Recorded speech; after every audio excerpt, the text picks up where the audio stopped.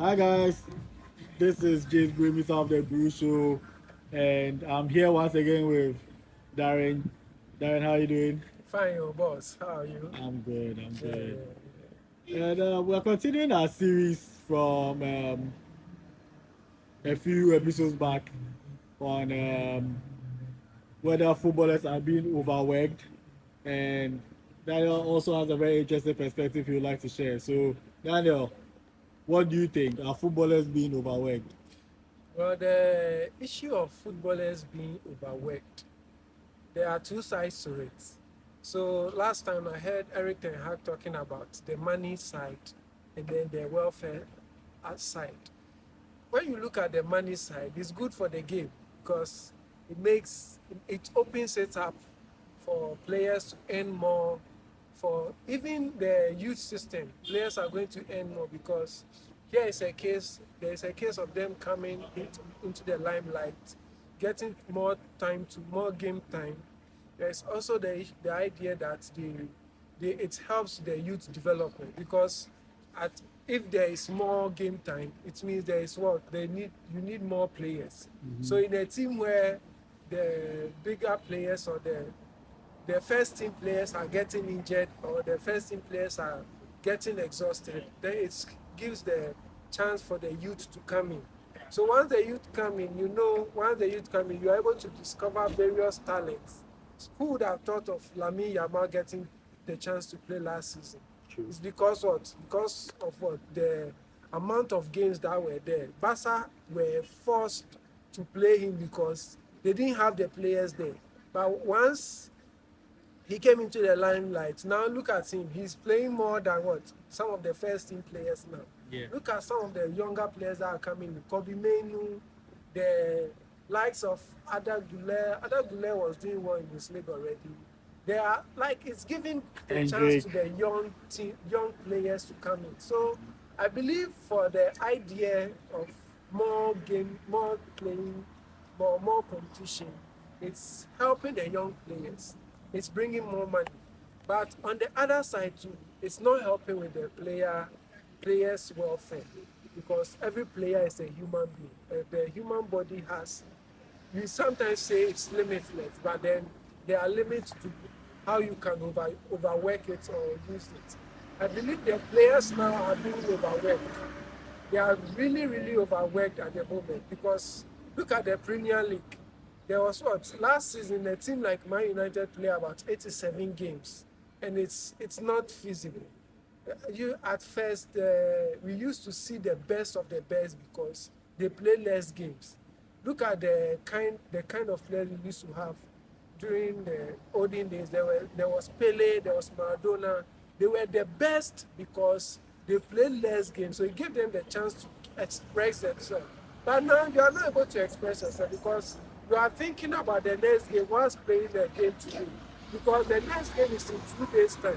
But in the previous days, the game was what 1 week or 2 weeks away. So when you Rest. had a chance to play, you were playing to impress. Yeah. But now you are playing to just get over with it because if anything happens, you are going to get injured. You are going to be in a long rehab center and so forth. So I believe with the current stature of the current style of play, I believe the players are being overworked. Look at today. And a normal or an international European player is playing about 6 competitions.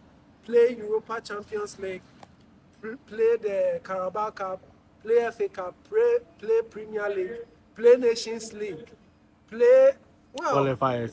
qualifiers. There are so Both many. World I Cup and mean, Euros, depending on what it's year we are in. it's just stressful. I believe we have the international competitions or international organizers should look at the welfare of the players.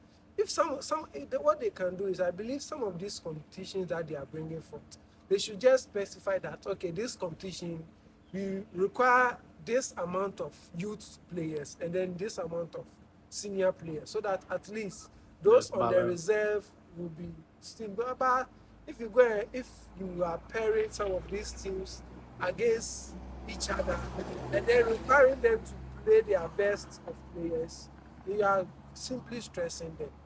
And look at Champions League, they increase the number of games. That's also another thing that is hurting the players. So I think the players are actually getting overstressed or overstretched with the amount of fixtures coming in. I as a fan, I will enjoy it because every 2 days I get to see my team play. But at the end of the day, when the players get injured, it also gives her some headache because imagine sitting at work, having to work, and then you are thinking about your match against maybe a United, and then your star player is injured, and you are thinking you become a pseudo coach trying to work out Tactics and tactics that the coach uses. Meanwhile, you don't have any influence to the game. So I believe although we are also happy there's matches being played, we also don't like the fact that the players are being overstretched with the fixture congestions. So I believe if there is anything, if my voice can be heard, I believe the fixtures are getting too many for the players. We should think about the players as human beings, not as cash cows. Because at the end of the day, how they perform will determine how many fans will want to watch them. If a player is not performing well, so many fans will not want to watch them. So the game is determined by the players. If the players are not playing well, fans will not watch them. Why do you think the Premier League is being watched? Because they are playing well. Why is the Champions League being sought after? Because they are playing well. So if they are playing well, then we should find a way to help them play better. Because playing better is why we are watching them. If getting them to play better means we should reduce the number of matches they play in the season, so be it. Let's reduce it. Let's help them play better. Thank you. because look at how you pointed out this morning that Rafael Varane had retired from football altogether. Yes.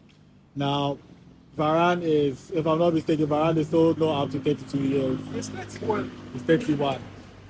Phil Jones retired at 29. Hazard retired, I think, before 34, so 33 years. And these are not ages you tend to associate with the word retirement. And by the way, we are talking about retiring altogether from the sport, not international football. Yeah. Because a few years ago, we had Ryan Giggs played up to 39. Yes. We have James Milner still played up to, what, 37 or 38. Yes.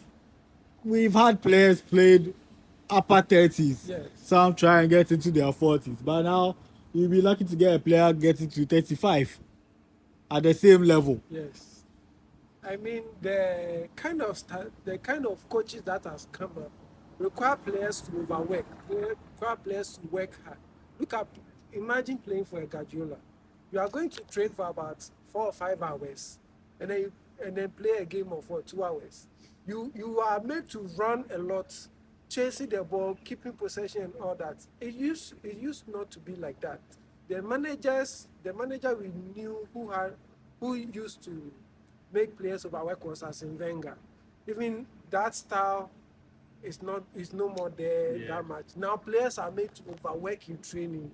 So imagine they bringing that to the match. So if players are training for 4 hours,